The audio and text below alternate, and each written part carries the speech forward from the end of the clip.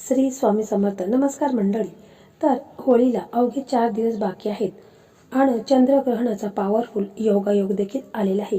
तर अशा कोणत्या 3 राशी आहेत की त्यांचं नशीब हे फळफळणार आहे, कारण होळीमध्ये चंद्रग्रहण आलेलं आहे आणि हा एक प्रकारचा योगायोग देखील आलेला आहे. तर अशा 3 राशी आहेत की त्यांचं नशीब हे बदलणार आहे. तर अशीच माहिती आपण आता जाणून घेणार आहोत. त्यापूर्वी चॅनलवरती नवीन असाल तर चॅनलला सबस्क्राईब करा. व्हिडिओ पाहत असताना व्हिडिओला लाईक करा. त्याचप्रमाणे श्री स्वामी समर्थ असे कमेंट करा. तर मंडळी, होळी आणि चंद्रग्रहणाचा पॉवरफुल योगायोग 3 राशींचे नशीब हे फळफळणार. पैसा दुप्पट आणि मोठी संधी आहे. तर फाल्गुन पौर्णिमेच्या दिवशी म्हणजेच होळीच्या काळात चंद्रग्रहण होणार आहे, ज्यामुळे 3 राशींचे नशीब आणि करिअरमध्ये शुभ बदल होतील. तर मंडळी, होळीच्या सणाची उत्सुकता सर्वांनाच आहे, पण तुम्हाला माहिती आहे का, याच दिवशी आणखीन एक ज्योतिषीय घटना घडणार आहे जी अत्यंत महत्त्वाची आहे. तर पंचांगानुसार 3 मार्चच्या दिवशी म्हणजे धुलीवंदनाच्या दिवशी चंद्रग्रहण होणार आहे. हे ग्रहण फाल्गुन पौर्णिमेच्या दिवशीच कुंभ राशीत होत आहे, ज्यामुळे काही राशींचे नशिबात आणि करिअरमध्ये शुभ बदल होतील. यावेळी व्यवसाय आणि नोकरीत नफा मिळण्याची शक्यता आहे, तसेच मानसिक आनंद आणि सकारात्मक ऊर्जा वाढण्याची शक्यता आहे. जाणून घ्या कोणत्या आहेत त्या भाग्यशाली राशी. वैदिक ज्योतिषशास्त्रानुसार चंद्र आणि सूर्यग्रहणाचे परिणाम केवळ वैयक्तिक जीवनावरच नव्हे तर समाज आणि जगावर देखील दिसून येतात. वर्षातील पहिले पूर्ण चंद्रग्रहण फाल्गुन पौर्णिमेच्या शुभ प्रसंगी धुलीवंदनाच्या दिवशी होईल. हे चंद्रग्रहण 3 मार्च 2026 रोजी दुपारी 2:17 सुरू होईल आणि संध्याकाळी 7:53 संपेल, जे कुंभ राशीत होईल. यावेळी ग्रहांची स्थिती काही राशींसाठी विशेषतः फायदेशीर ठरू शकते. ज्योतिषशास्त्रानुसार या चंद्रग्रहणाच्या परिणामामुळे अनेकांचे करिअर आणि व्यवसायात प्रगती होण्याची शक्यता आहे. त्यांच्या मानसिक स्थितीत सकारात्मक बदल आणि आनंदी मन देखील दिसून येऊ शकते.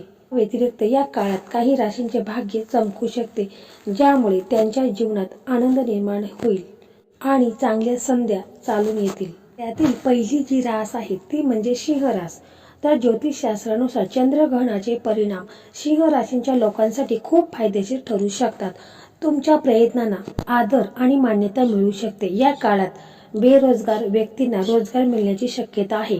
व्यावसायिकांनाही हा काळ फायदेशीर ठरेल, कारण नवीन व्यवसाय संधी आणि सौदे होऊ शकतात. एकंदरीत संयम, कठोर परिश्रम आणि योग्य नियोजनाने सिंह राशीचे लोक त्यांच्या आर्थिक आणि व्यावसायिक बाबीमध्ये चांगला निर्णय घेऊ शकतात. त्याचप्रमाणे दुसरी जी महत्त्वाची रास आहे ती म्हणजे धनुरास.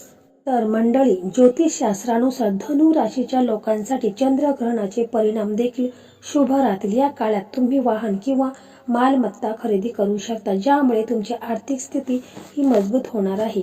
या व्यतिरिक्त दैनंदिन उत्पन्नात वाढ होण्याची आणि गुंतवणुकीतूनही चांगले उत्पन्न मिळण्याची शक्यता आहे. या काळात उत्पन्नाचे नवीन स्रोत उघडतील, ज्यामुळे आर्थिक प्रवाहासाठी नवीन मार्ग निर्माण होतील.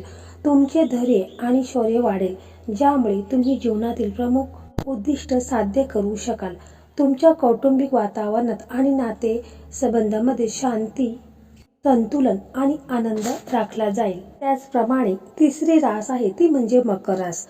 तर ज्योतिषशास्त्रानुसार चंद्रग्रहण मकर राशीच्या लोकांसाठी शुभ राहील.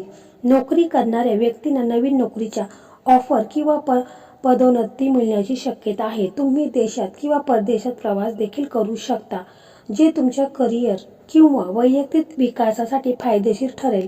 या काळात तुम्ही एखादी महागडी किंवा लक्झरी वस्तू देखील खरेदी करू शकता. उत्पन्नाचे नवीन स्रोत उघडल्याने तुमची आर्थिक स्थिती मजबूत होईल आणि तुमचा रोख प्रवाह वाढेल. शिवाय या काळात समाजात तुमचा आदर आणि प्रतिष्ठा देखील वाढू शकते.